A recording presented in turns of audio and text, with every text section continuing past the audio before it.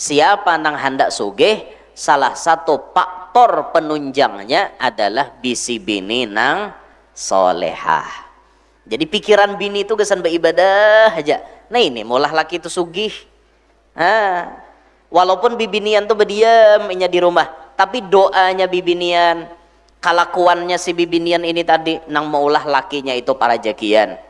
Makanya bibiniannya bila laki itu tulak begawi tugas pian di pasahapan, laki pian tulak begawi pian sembahyang duha, laki itu sawat-sawat kada-kada sembahyang duha, saurang nang di rumah nang kada ada papagawian saurang nang sembahyang duha. Jangan HP haja nang dipicek, TikTok haja nang ditunggui, keranjang kuning haja nang diisi. Kayak apa laki kada tahu hutang, bini or membuka Shopee terus. Bibinian. Laki itu didukung dengan kelakuan pian yang baik dan dengan doa pian. Jadi laki itu pacang jadi orang sugih. Laki sugih seorang tahun empat sugih. Nah makanya penting bisi bini nang salehah ini penting benar. Lalu dipapadahi ya sambil artinya nang bini kita padahi ya artinya ikam yang sembahyang 5 waktu jangan ditinggal, berduha, ikam amalan-amalan apa nanggesan pemurah rajaki, ikam baca, ikam doanya, aku usahanya. Nah kayak itu lalu jadinya usaha dan doa. Laki nang berjuang, lalu judulnya perjuangan dan doa. Nah kayak itu orang. Jadi si anak ini tadi merawat, menanggung ayahnya sampai meninggal dunia. Ketika dia tidur, si anak nang maharago abahnya nih tadi, ketika inya guring, ia bermimpi ada seorang berkata padanya. Dalam mimpi tadi ada orang bepandirwan inya, datanglah ke tempat fulan bin fulan dan ambillah di sana uang 100 dirham, tetapi tidak ada keberkahan di dalamnya. Inya ini bermimpi ketika inya maharago abahnya sampai artinya meninggal dunia, inya maharago kayak-kayaknya ini rizki nampacang datang barakat maharago abah tadi. Ambil jenjar duit wadah si ano 100 dirham, tapi duit 100 dirham ini kada beberkat. Ambil tapi kada beberkat. Kayak itu putingnya. Pagi harinya ia menceritakan mimpi itu pada istrinya. Maka si istri menyuruhnya untuk mengambil uang tersebut, tetapi suaminya tidak mau. Bini juga penjahatnya lah. Ambil jenyam bini, nyaman berduit. Kada jenya laki. Amunnya aku ambil, tapi kada beberkat dusahkin. Aku na ianya berkat biar 100 dirham, kada beberkat parai. Dah aku ambil. Ujarnya laki. Malam berikutnya ia bermimpi lagi seperti sebelumnya. Dalam mimpi itu ia diberitahu, pergilah ke tempat fulan bin fulan, ambillah di sana uang 10 dinar, tetapi tidak ada keberkahan di dalamnya. Dirham lawan dinar itu jauh berbeda lah. 1 dinar itu pian ukurannya kurang lebih 4 gram saparapat amas. Ini 10 dinar berapa? Amun sadinar 4 gram aja berarti 40 gram berarti lah. Ini 4 gram saparapat 1 dinar tak. Ya anggaplah duitnya 50 jutaan lebih. Wah ini nih. Ambil jen duit 50 jutaan lebih wadah haji si ano. Tapi 50 juta itu kada beberkat. Ambil jar dalam mimpi tadi. Paginya ia pun bermusyawarah dengan istrinya tentang mimpinya itu. Istrinya menyuruh agar mengambil uang tersebut. Nyuruh pulang nyembini. Banyak tapi kada beberkat, menyuruh pulang nyembini ini ambil nih. Tetapi kali ini pun suaminya tidak mau. Jarnya laki, kada. Biar artinya 50 juta. Aku kada mau ambil. Karena itu duit kada beberkat. Pada malam yang ketiga, ia pun bermimpi lagi seperti sebelumnya. Dalam mimpi ia diberitahu, pergilah ke tempat si fulan, ambillah di sana uang 1 dirham. Dikitnya, tetapi terdapat keberkahan di dalamnya. Malam pertama tamimpi disuruh mengambil duit 100 dirham, tapi kada berberkat, kada hendaknya mengambil. Malam kedua tamimpi disuruh mengambil 10 dinar, tapi kada berberkat, kada hendaknya mengambil. Malam ketiga 1 dirham, dikit banget ya. 1 dirham tuh paling gancang 75.000 duit kita sini. 75.000 tadi 50 juta dakon diambil, kada berberkat. Tapi nijarnya 1 dirham ambil di rumah si Ano, duit itu berberkat benar. Nah, keesokan harinya ia pun pergi ke tempat tersebut dan mengambil uang 1 dirham. Jaka bapadahwan bini itu behimat ditumpalak bini. Serbungol jadi si laki nang kaine. Semalam 50 juta ditolak, nang ini bebaya 1 dirham 75.000 ngento diambil. Ya ambil si laki kada pintar. Itu temen bini penjahat tuh itu tak. Cuma laki ini ngaran tahu duitnya sedikit langsung tulak, kada usah bermusyawarahan lagi. Ini ambil aja sudah. Mun bermusyawarah awak nang ditumpalak bini. Tahu akal bini nang itu sudah. 2 hari dah yo bapadah jawabannya nyuruh mengambil terus karena nilainya banyak. Menang sedikit ngene bapadah nyata karena tumpalak. Akhirnya ia pun mengambil uang tersebut 1 dirham tadi, tapi berberkat kan. Ketika ia hendak pulang, ia bertemu dengan penjual ikan yang membawa 2 ekor ikan. Bertamu orang berjualan iwak, orang ini membawa iwak 2 ikung. Ia bertanya pada penjual ikan tersebut, dengan harga berapa kamu jual ikan itu? Ujar tukang jual iwak, 1 dirham. Saya jual 2 ekor ikan itu 1 dirham. Jawab si penjual itu tadi. Maka ia pun membeli kedua ikan tersebut lalu membawanya pulang ke rumahnya. Duit 1 dirham nang beberkat tadi ditukarakan ke iwak 2 ikung. Bawa boleh ke rumah. Tuh dalam hati aku sidin bepandira paling di mamai bini sako aku nek iwak ha 2 ikung gesen apa? Awak ini susah nih, maharago abah nang sakit keras nih. Ketika sampai di rumah, ia membelah ikan itu, kan hendak memakan iwak nih, dibelah lah parut iwak tadi. Ternyata di dalam perut kedua ikan tersebut terdapat mutiara yang sangat mahal. Sekalinya dalam parut iwak tuh ada mutiara. Kemudian ia membawa salah satu ikan yang berisi mutiara tersebut kepada raja. Jarnya nih mun mutiara nih beku jual wadah raja. Atar ke wadah Prabowo nih. Nah, supaya artinya jadi duit nih. Ketika ia memberikan uang tersebut, sang raja membayarnya dengan harga yang sangat tinggi. Wah, dasar mahal. Mutiaranya tuh mutiara berkualitas. Sang raja berkata, mutiara ini kurang begitu indah jika tanpa pasangannya. Raja ini tahu mutiara ini kayaknya 2 laki bini model berpasangan. Jaraja mun sebuting ja aku nukari kada bagus ngene. Pasangannya adalah Jesiden. Karena itu bawalah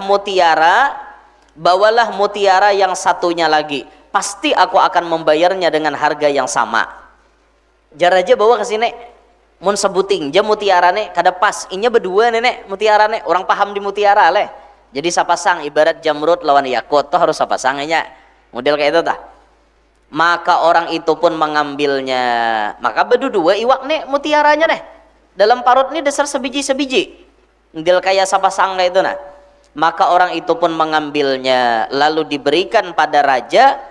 Dan sebagai imbalannya sang raja membayarnya sesuai harga yang dijanjikannya. Maka bertambah banyaklah harta orang itu. Itulah keberkahan yang diperolehnya karena ia telah merawat sang ayah dengan tanpa pamrih. Nah, ini contoh kisah keberkahan. Sedikit tapi berberkat, banyak ada? Banyak. Berusaha tapi modalnya nyata-nyata halal. Duitnya itu pacang berberkat, biar sedikit pacang beganal tak. Ada ini kadang yang dimodalkan duit buntut, bemodal duit nguncang dado, bah parai ada beberkat nih toh, ujung-ujungnya habis kena. Nah itu contoh keberkahan. Bayangkan 1 dirham aja, 1 dirham ditukarakan ke iwak, tapi di dalam iwak tadi terdapat 2 mutiara yang berpasangan. Seikong-seikong teh iwak tuh membawa syuting-syuting lah, dijualnya wadah raja aja, raja mun sebutingannya kada pas nenek, harus keduanya, akhirnya inya jadi orang sugih. Nah itu contoh nyata keberkahan.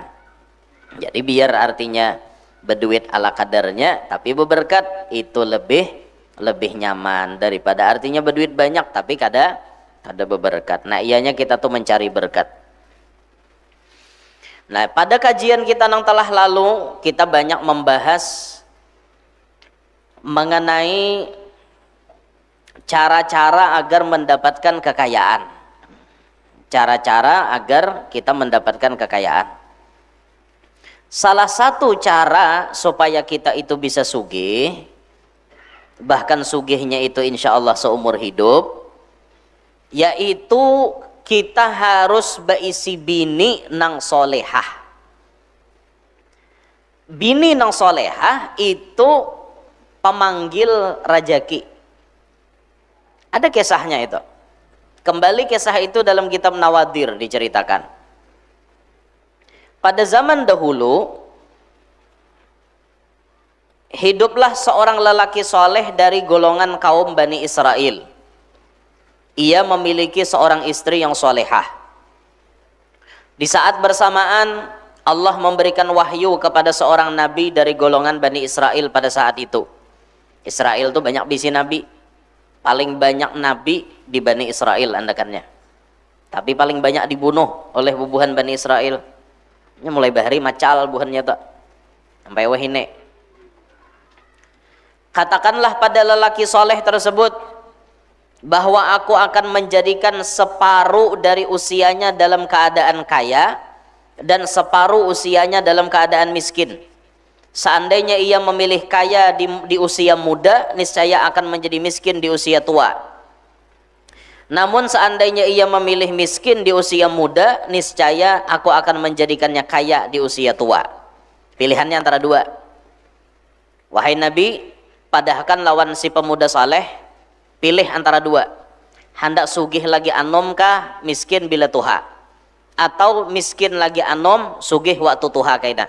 Pilih salah satu. Setelah menerima wahyu tersebut, Nabi yang dimaksud segera menyampaikan kabar itu pada lelaki yang saleh. Mendapat kabar tersebut, lelaki itu menghampiri istrinya dan menceritakan apa yang baru saja ia terima. Ujarnya laki nih, apa pendapatmu tentang hal ini wahai istriku?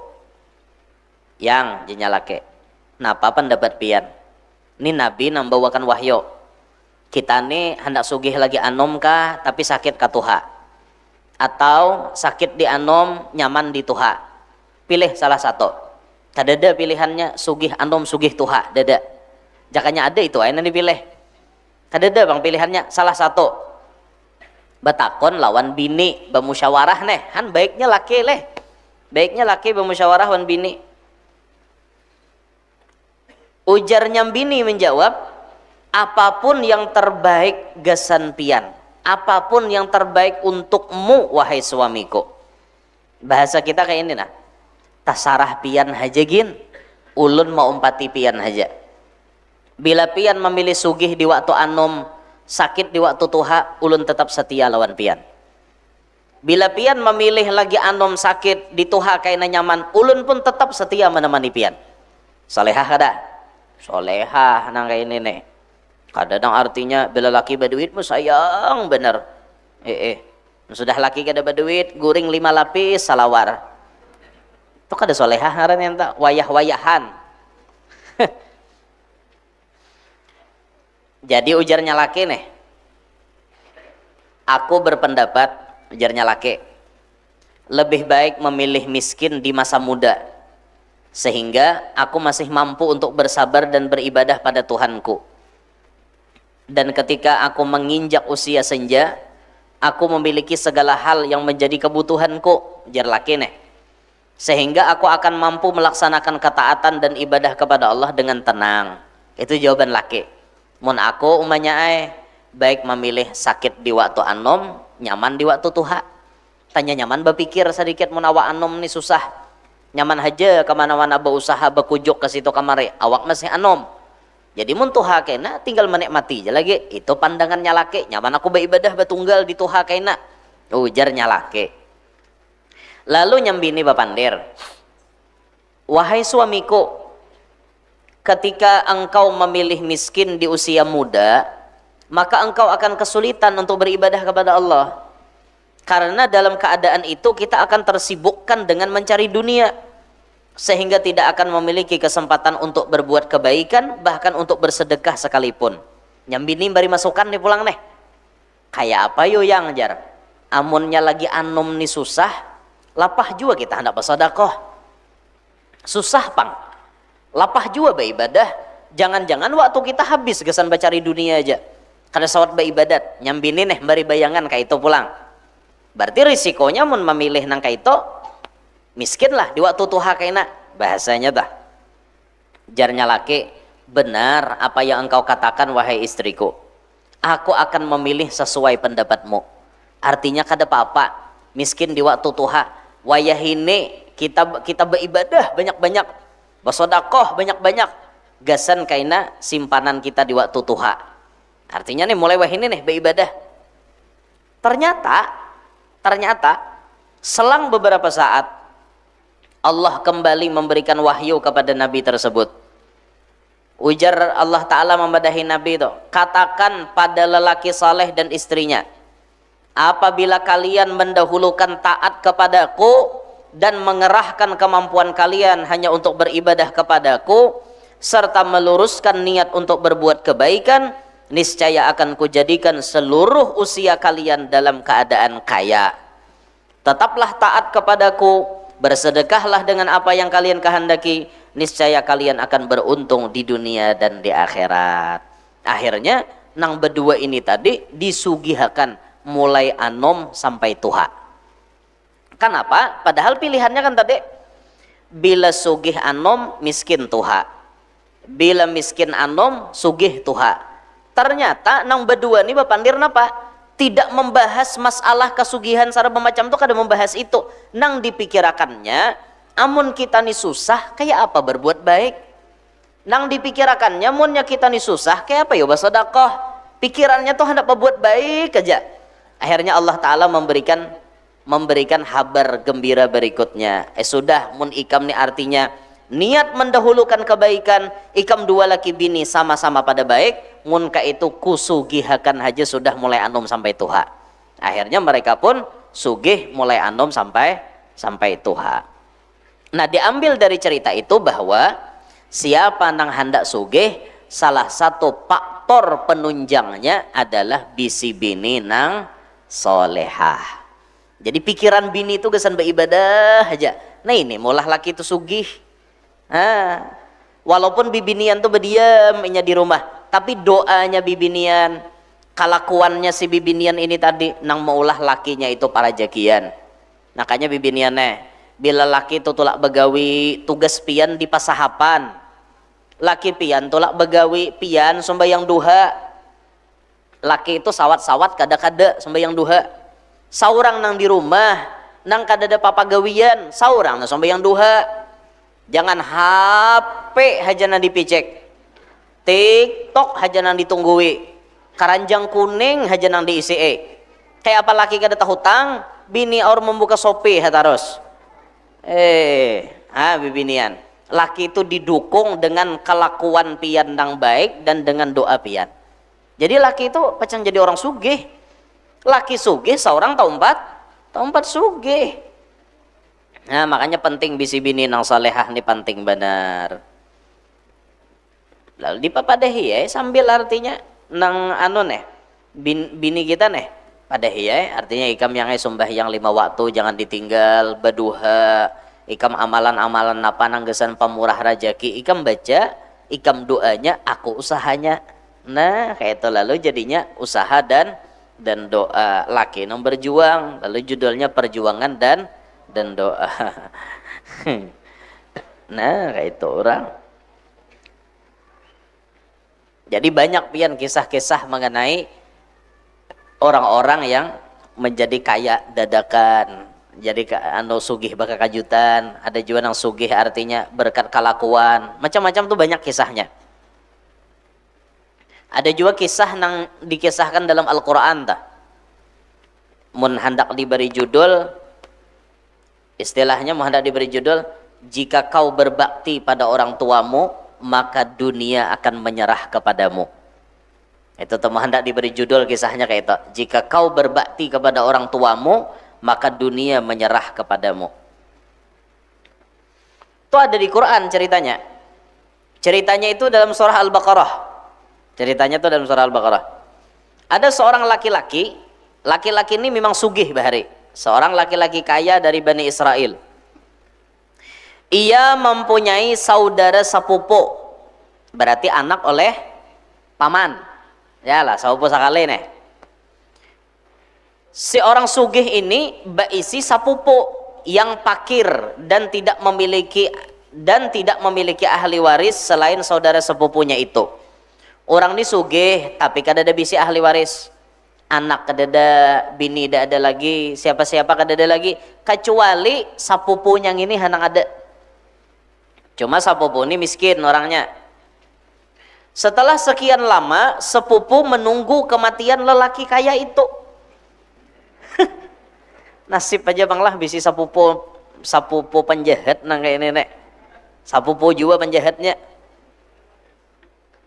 Hendak mawaris nang harta nang sugih nih. Mawaris harta sepupu nih. Jangannya mati ini aja nyaman banget. Aku nih sugih udah aja. Akalnya nih. Setelah sekian lama menunggu kematian lelaki kaya itu, ia pun tak sabar dan kemudian membunuhnya. Ajarnya supaya lakas aku sugih nih, baik kumati iha sepupu nih ranai. Nah, ini bisa nih dipilih makan nih. Diolah pilih. Imbah dibunuh lelaki nasugih tadi, ia lalu membawa mayatnya ke desa tetangga. Di desa Subalah dibawanya dan membuangnya di suatu tempat. Si pembunuh itu kemudian menuntut penduduk desa atas kematian saudaranya dan mengadukan permasalahan tersebut kepada Nabi Musa. Imbah membunuh, buang ke kampung tetangga. Ternyata orang kampung ini mausut kasus itu. Nang diperkirakan praduganya nih, nang didugakan dinta. Diduga membunuh ini nyata sepupunya ini. Nang kehandakan sugih nih. Nyata ini dah pelakunya. Lalu mereka mengadukan permasalahan ini kepada Nabi Musa alaihissalam. Maka penduduk desa itu memohon kepada Nabi Musa agar berdoa kepada Allah supaya menjelaskan siapa pembunuhnya. Orang sugih ini tiba-tiba mati, siapa pelaku pembunuhnya nih?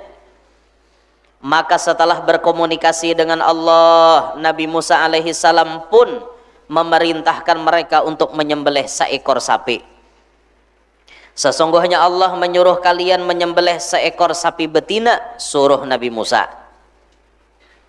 Kemudian mereka ini mencela. Biasa Bani Israel, orang tuh muntuhan nyuruh nyembelih sapi, cari sapi sembelih ranai. Tapi biasalah Bani Israel tuh mucil, macal orangnya.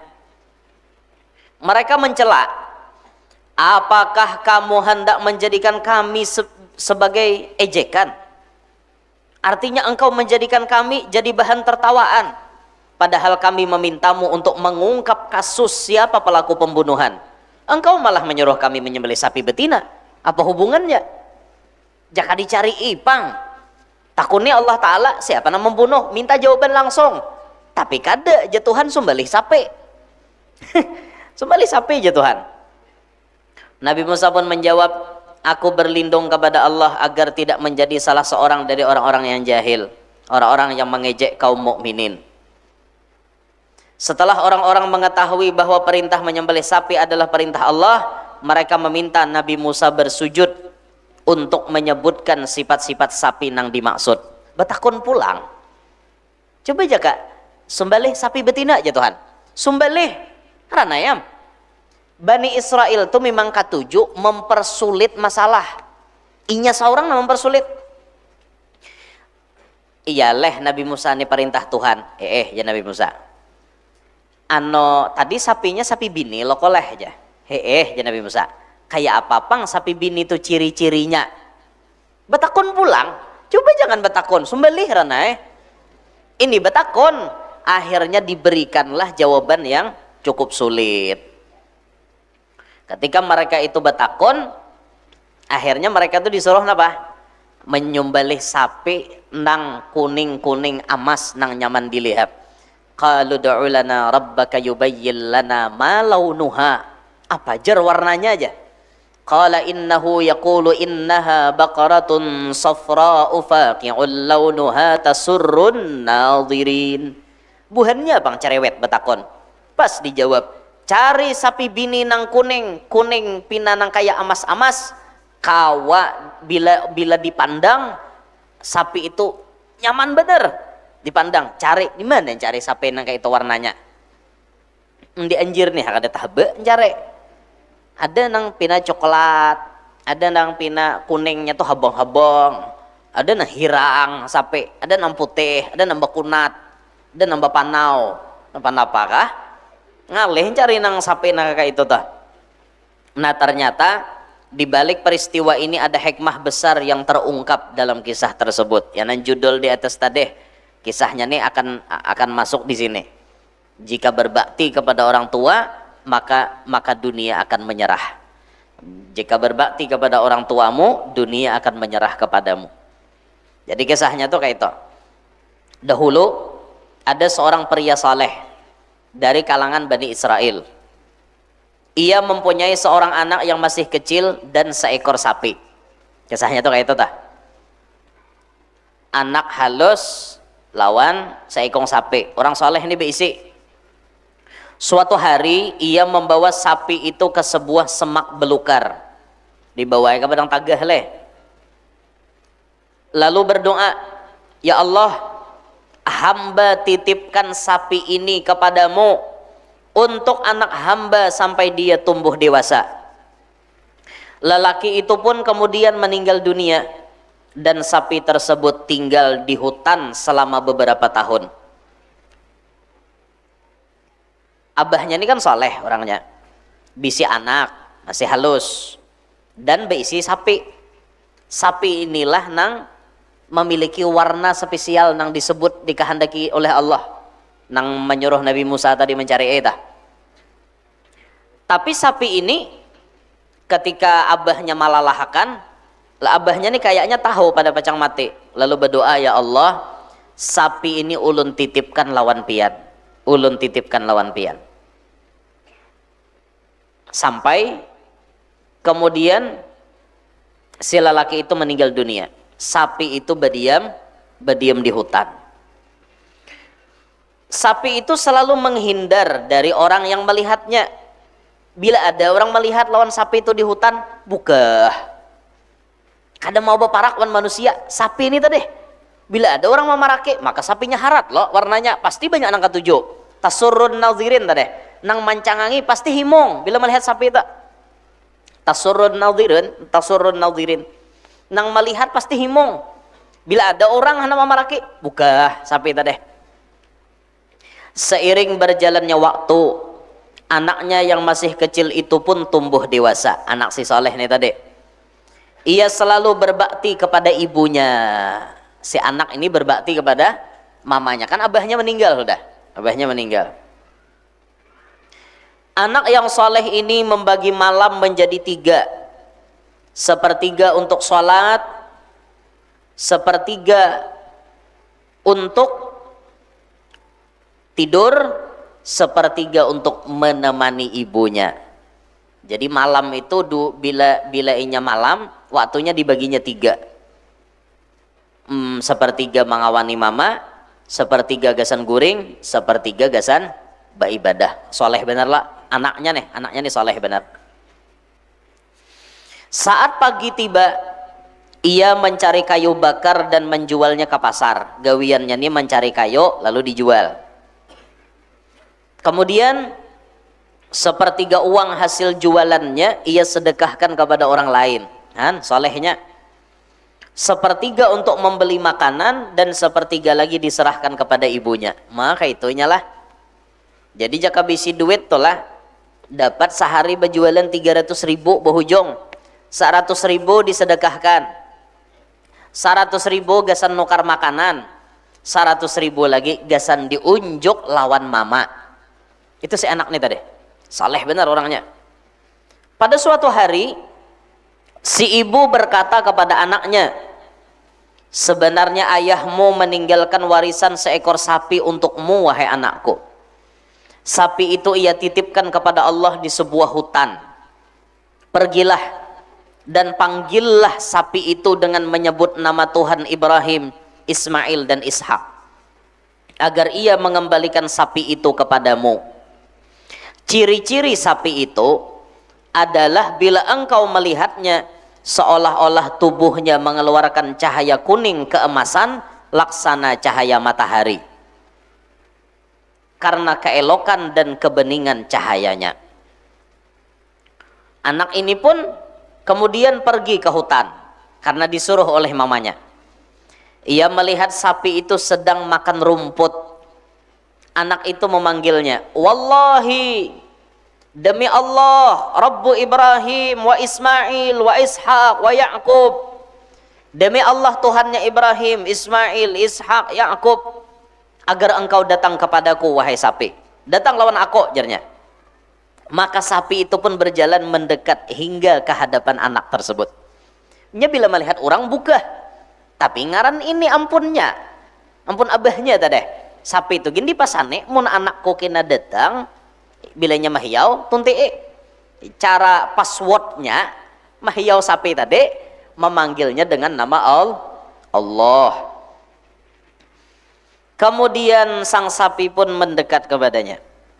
Kemudian sang anak memegang lehernya dan menggiringnya. Dengan izin Allah, sapi itu bisa bicara. Sapi ini bukandir. Dengan bahasa nang kawa dipahamnya. Itu tah.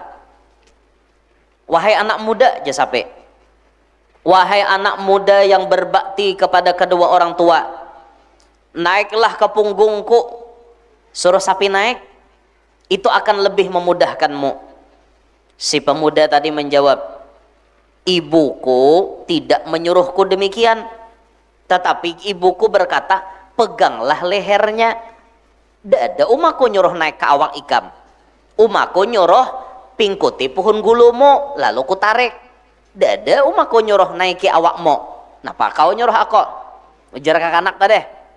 Mangaran orang Pak Asian wan kuitan yo. Coba jaga kita toh. Duh capek sampai naik gen, laju pada motor meluncat. Disiden kada umako kada de nyuruh naik ikam.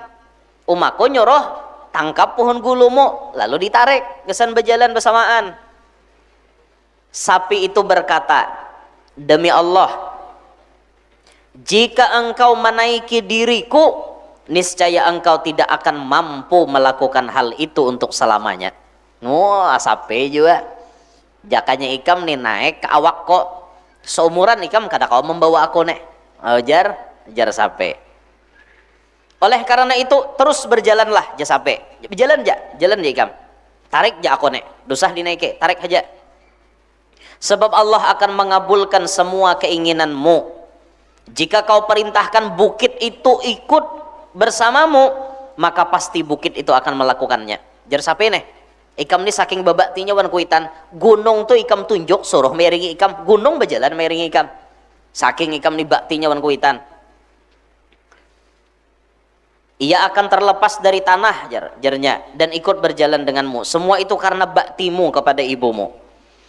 Si pemuda berjalan menggiring sapi itu hingga ke depan ibunya. Berjalan mairit sapi tadi sampai ke hadapan Uma.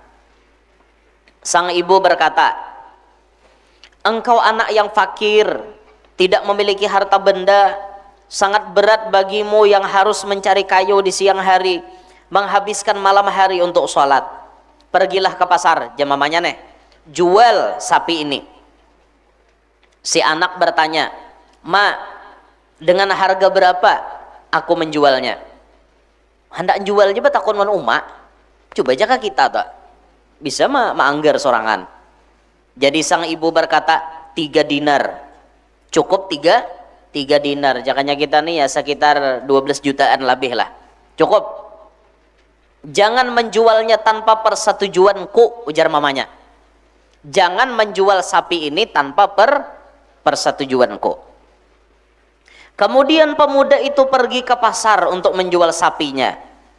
Lalu Allah mengutus malaikat yang menyamar menjadi manusia untuk memperlihatkan kekuasaannya dan menguji seberapa besar bakti pemuda itu kepada ibunya. Sang malaikat berkata, anak muda, dengan harga berapa kau jual sapi ini?" 3 dinar, Tuan. "Tapi aku mensyaratkan keridhaan dari ibuku." Sang malaikat berkata, "Aku akan membayarmu 6 dinar. 2 kali lipat nih." Jar malaikat nang menyamar jadi manusia tuh deh, mentes bener ya entah. "Tetapi kamu jangan minta izin dengan ibumu. 6 dinar aku bayari, tapi kamu jangan bepadah on umumu." Jar malaikat nih. Si pemuda itu berkata, "Seandainya kau bayar dengan emas seberat sapi ini, aku tidak akan menjualnya kecuali dengan keridhaan ibuku." Jar si lalaki tadi, "Ikam jangankan 6 dinar, Pak Haji, pian jangankan 6 dinar, artinya pian timbang sapi ini berapa beratnya, sapi kol misalnya, pian bayari pakai emas sapi kol, mun umaku kada setuju, kada ku jual." Ayo pian, mun kita tuh, ayo mai, hakune mai sudah, jangan kita kayak itu tuh. Pokoknya kada aja nya, bila mamaku ridho hanya aku jual, bila jar mama kada tuh bang. Kemudian si pemuda itu kembali kepada ibunya dan memberitahukan tawaran harga tadi. Si ibu berkata, "Kembalilah pada orang itu dan jual dengan harga 6 dinar dengan persetujuanku. Aku setuju aja jawabannya." Si pemuda tadi kembali ke pasar dan menemui orang yang akan membeli itu. Malaikat namanya nyamar tadi. "Engkau sudah minta persetujuan ibumu?" Jar si malaikat namanya nyamar tadi. Jar pemuda, "Ibuku menyuruhku untuk tidak menjualnya kurang dari 6 dinar dengan syarat persetujuan darinya." Jar malaikat, "Aku akan memberimu 12 dinar." 12 dinar pulang? 12 dinar. Aku akan memberimu 12 dinar. Si pemuda tadi menolak dan kembali kepada ibunya memberitahukan tawaran itu. Si ibu berkata, ujar si ibu tadi, "Orang yang datang kepadamu itu, wahai anakku, adalah malaikat yang menyamar jadi manusia untuk mengujimu." Mamanya tahu sekalinya. "Jika ia datang kepadamu, katakan padanya, apakah engkau menyuruh kami menjual sapi ini atau tidak?" Itu aja lagi jawabannya takunannya. Bila malaikat itu datang, takune, "Ikam ini nyuruh kami jual kada tak?" Itu aja lagi, kada usah lagi baanggar berapa dinar, jual kada tak? Itu aja. Nah, kemudian si pemuda ini pun kemudian menemui lagi kepada malaikat nama nyamar itu. Si pemuda itu pun melaksanakan perintah ibunya. Maka sang malaikat berkata, "Pergilah kepada ibumu dan katakan padanya, peganglah sapi ini, karena Musa bin Imran alaihissalam akan membeli sapi ini dari kalian untuk seseorang yang terbunuh dari Bani Israel. Janganlah kalian menjualnya kecuali dengan dinar seberat sapi ini." Jual aja malaikat, tapi syaratnya bila ikam menjual lawan Nabi Musa, jual lawan Nabi Musa, dan ikam minta bayaran nang larang. Bila nyabuhannya sanggup manukari sabarat awak sapi ini lawan emas, jual ha. Bilanya kurang, jangan. Bawa aja malaikat, jual ha.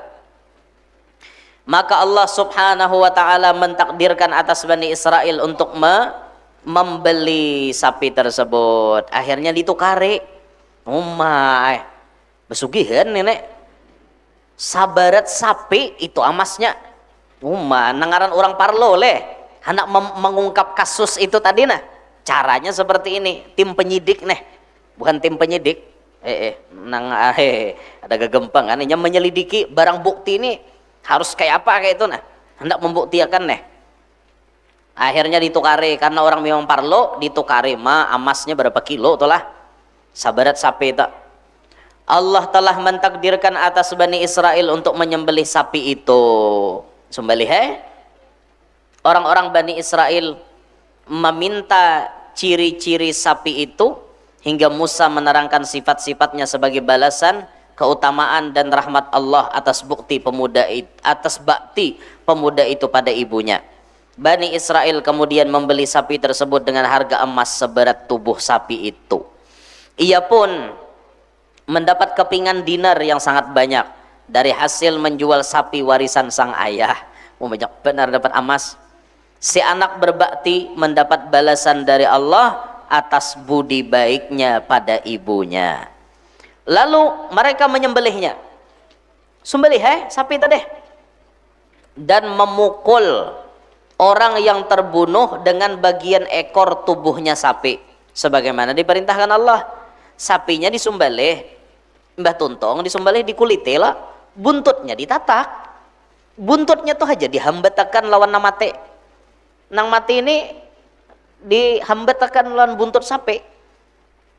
Maka orang mati itu bangkit dan hidup kembali dengan izin Allah. Imbah ditapak pakai, dihambat pakai buntut sapi, bangun orang mati. Coba ya dianjir nih, mau ke hidup dihambat pakai buntut sapi. Bangun orang mati tadi, urat lehernya mengucurkan darah, artinya bekas disembelih nih. Wah, hidup orangnya nih.